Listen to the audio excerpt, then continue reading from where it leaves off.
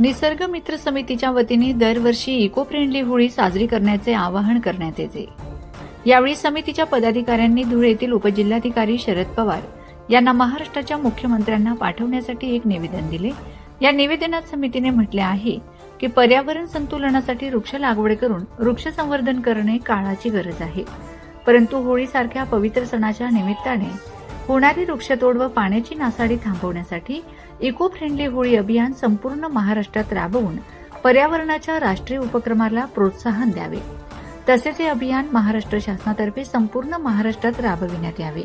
यासाठी जिल्हाधिकारी तसेच जिल्हा व तालुक्याच्या ठिकाणच्या शासकीय व लोकप्रतिनिधींसह गाव पातळीवरील सरपंच व ग्रामसेवक या सर्वांना या संदर्भात सूचना देण्यात याव्यात। या उपक्रमात वृक्षांचा सांभाळ करण्यासाठी अभियानाला शासकीय स्तरावर उत्स्फूर्त प्रतिसाद द्यावा, अशी मागणी करण्यात आली आहे। यावेळी निसर्ग मित्र समितीचे संस्थापक अध्यक्ष निसर्ग मित्र प्रेमकुमार अहिरे, राज्याचे सचिव संतोषकुमार पाटील, जिल्हाध्यक्ष डीबी पाटील, धुळे जिल्हा महासचिव विश्वास पगार, शिवजयंती उत्सव समितीचे अध्यक्ष आर सोनवणे, कार्याध्यक्ष वैभव पाटील, उपाध्यक्ष कृष्णा शिंदे आदी पदाधिकारी उपस्थित होते।